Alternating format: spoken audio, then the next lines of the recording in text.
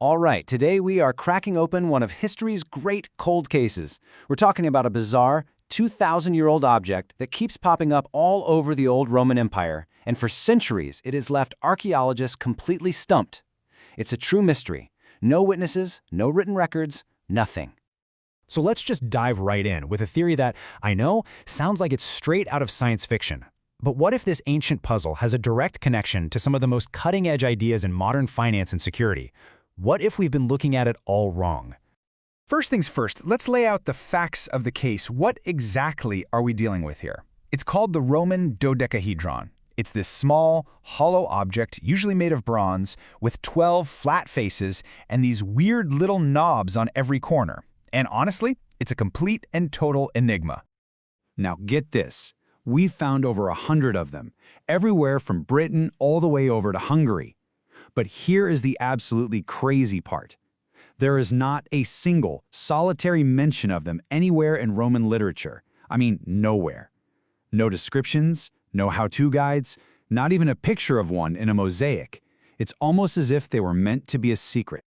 You know, the official theories are just all over the map. Some experts say it was a tool for knitting gloves, which, okay.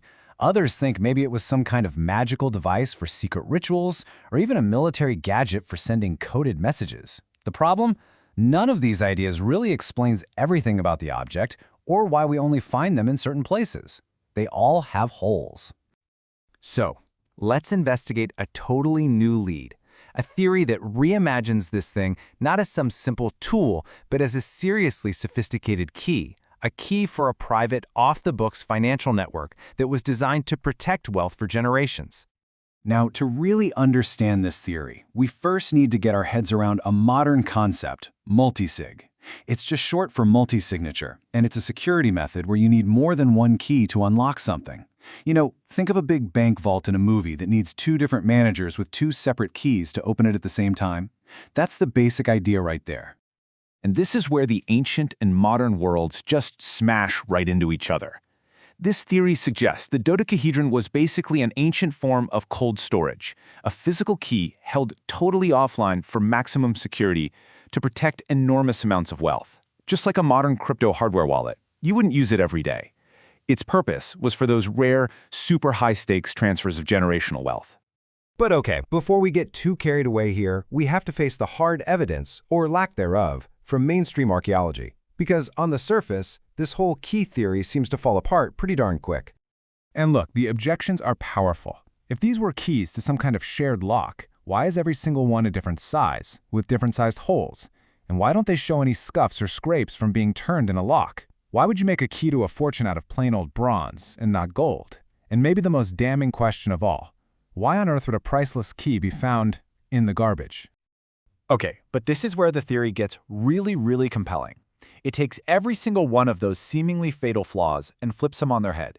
It reframes them not as weaknesses, but as deliberate, highly intelligent security features. And here's how that pivot works. The fact they aren't standardized, that's a feature, not a bug. Every key was unique, like a fingerprint, to make forgery impossible. Made of bronze? Well, that's just camouflage. It's hiding in plain sight. A thief would steal a bag of gold coins and leave the weird bronze trinket behind. No wear and tear? Of course not.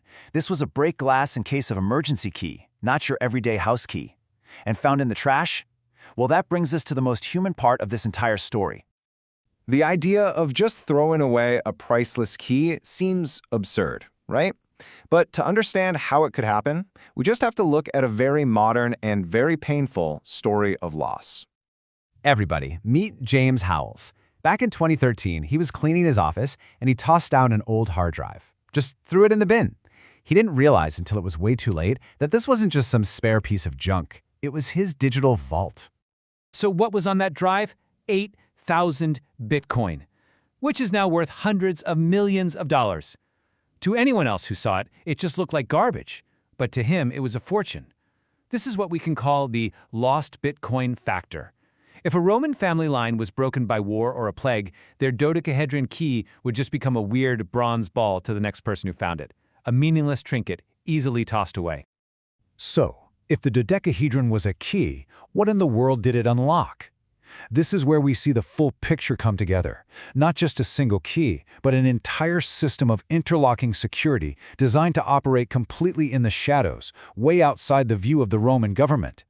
So the theory goes something like this. A group of powerful families, let's say 12 of them, made a secret pact.